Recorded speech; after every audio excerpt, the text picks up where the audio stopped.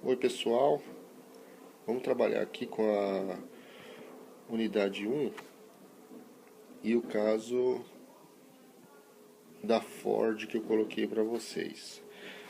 A primeira coisa que a gente tem que entender é qual que é a diferença entre uma inovação. Ops, já estou escrevendo errado.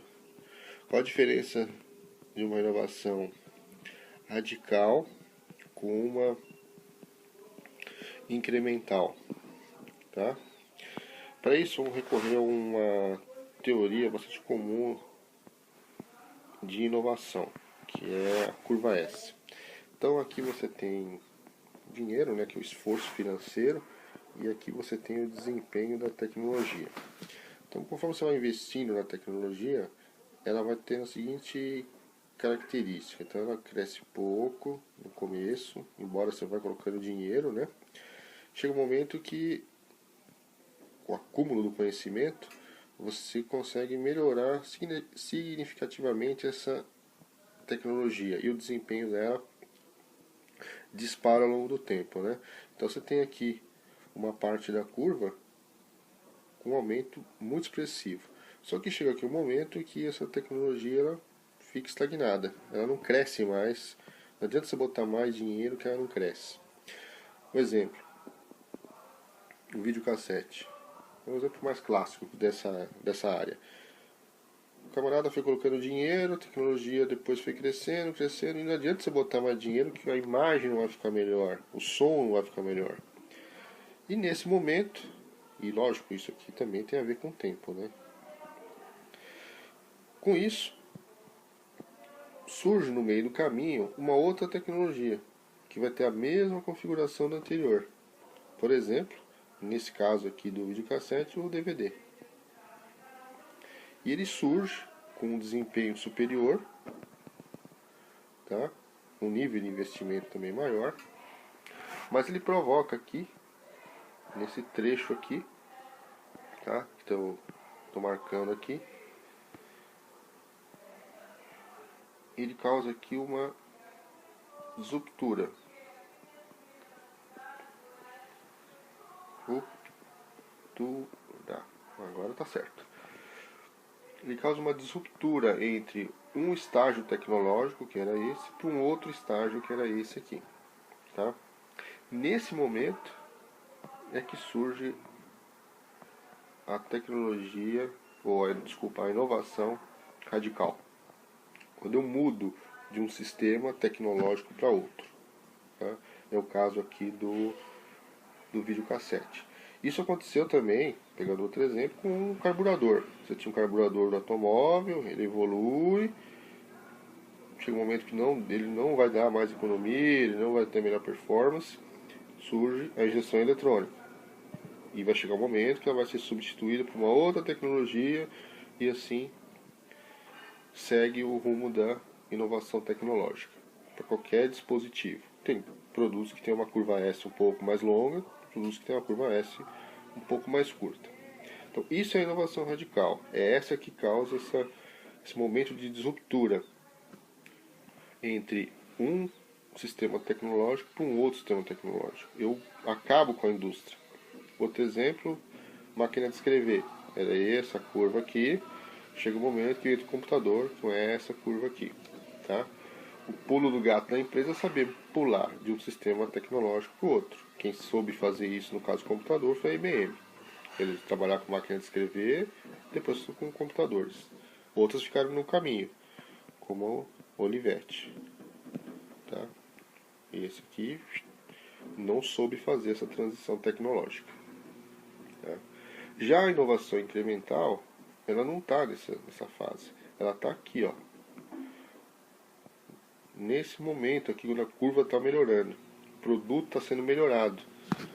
Ele tem um desempenho melhorado, tem as suas funções incrementadas, como o próprio nome diz.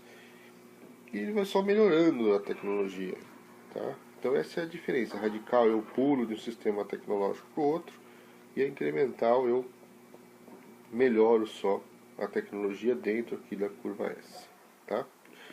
E se a gente ligar tudo isso com a Ford, né? aí nós temos que pensar em outra coisa, né? Porque se você vai falar assim, esse caso da Ford apresentou uma tecnologia radical ou incremental, né? Essa é uma discussão que parece ser simples, mas do jeito que está aqui, né? Com a curva S, mas a gente tem que entender outro detalhe, né?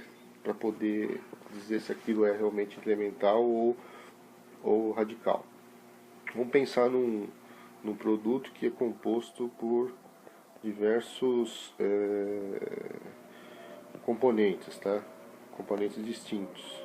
Então esse aqui é um item do nosso produto. Esse aqui é um outro item. Digo item, uma matéria-prima, um componente, um sistema, por exemplo, no caso de um carro, no caso da Ford, o motor, transmissão e pneus, sei lá, qualquer coisa que o valha.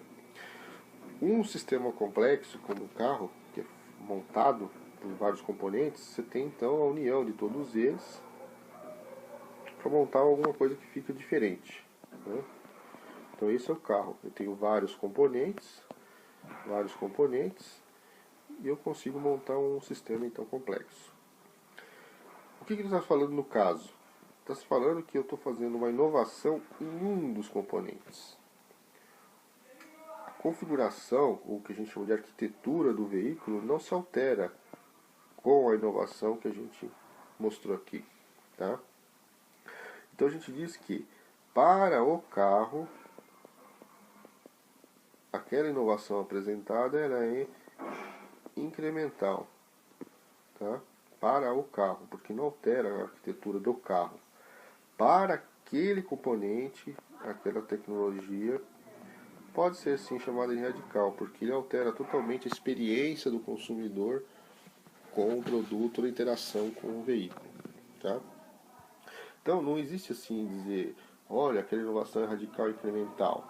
Ele é radical e incremental dependendo do nível, porque existe uma hierarquia, como numa empresa, você tem uma hierarquia do produto, tá? Ele é composto de vários itens.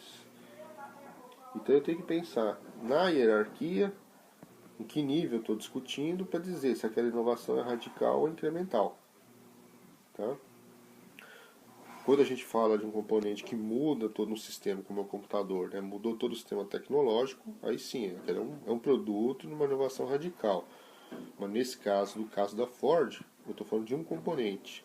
Nesse componente, aquela inovação é radical. No carro, é uma inovação incremental, tá? Agora, outra questão que eu tinha colocado para ser discutida aí com vocês era quais os rumos que a indústria automobilística está seguindo, porque o caso já aponta algumas coisas, né? Então a gente pode ver o seguinte, que se a gente voltar na curva S, como é que está o carro, né? Ele surgiu lá no século XIX, veio crescendo, né? O que está se discutindo hoje é que o carro está chegando aqui e que novas tecnologias estão ameaçando o domínio do carro. Por exemplo, o veículo elétrico. Por que não? Tá? Está se discutindo também com o hidrogênio. Por que não? Tá? Então, a indústria automobilística está tendo que se reinventar para combater essa outra tecnologia. Isso também é muito comum na teoria de inovação. Quando você tem a sua tecnologia sendo ameaçada por outra tecnologia, a sua tendência é colocar mais dinheiro para fazer a sua tecnologia melhorar. Isso aconteceu em vários momentos. Por exemplo, quando surgiu a lâmpada elétrica, né? A iluminação antes era de lampião, era gás. E a lâmpada elétrica, vamos dizer, era essa nova curva, né? E aqui é a iluminação a gás. O que aconteceu é que quando surgiu a lâmpada elétrica como uma inovação disruptiva, o pessoal que trabalhava com iluminação a gás começou a investir na tecnologia e isso fez com que a tecnologia continuasse ainda com alguma sobrevida, melhorando até o desempenho. Isso é possível. Mas chega um momento que ela vai estagnar, não vai ter jeito, e aí a lâmpada acaba ultrapassando e sendo a que domina o mercado. Tá? Então isso também é muito comum. Então a indústria automobilística está, na minha opinião, vivendo esse momento. Ok? E está vendo que existe uma tendência ligando, por exemplo, a eletrônica com o carro. Cada vez mais nós estamos vendo isso. Então o carro está virando quase que um computador. Porque a eletrônica dele embarcada hoje é muito mais significativa do que a parte mecânica. Tá? Então esses foram os meus comentários breves. Se o pessoal tiver dúvida, alguma questão aí, coloca lá no fórum que eu tento responder. Tá bom? Obrigado, até logo.